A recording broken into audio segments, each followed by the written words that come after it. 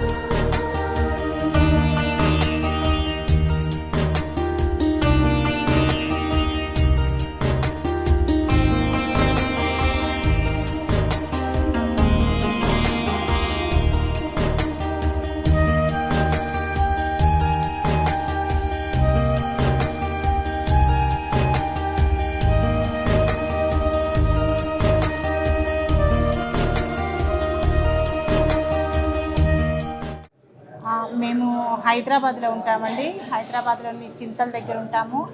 ప్రతిరోజు భక్తి ఛానల్లో చూస్తూ ఉంటాము ఈ అమ్మా నాన్న అనాథ పుణ్యక్షేత్రం గురించి. ఎప్పుడూ అనుకుంటుంటాము, కానీ గత 6 నెలల నుంచి మేము ఇక్కడికి రావాలి అనుకుంటున్నాము. ఈరోజు మాకు వీలు పడింది.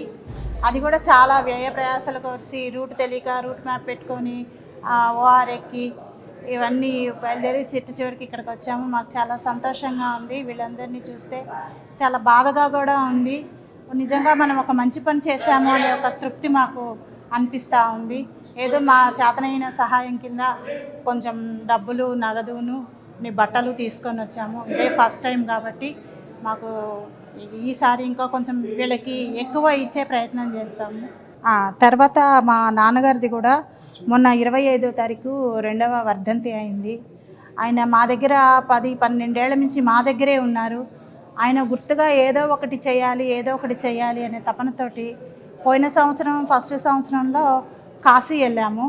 కాశీలో కూడా కొంచెం అన్నదానానికి డబ్బులు కట్టాము. అక్కడ ఈ 2వ వర్ధంతికి ఇక్కడ రావాలని నిశ్చయించుకొని ఈరోజు వచ్చామన్నమాట. మొన్న 25వ తారీఖు ఆయన ఆబ్దికము అయిందన్నమాట. ఆ సందర్భంగా ఇక్కడ అనాథలకి ఆయన పేరు మీద ఏదో కొంత విరాళం ఇవ్వాలి అనే సంకల్పంతో వచ్చామన్నమాట.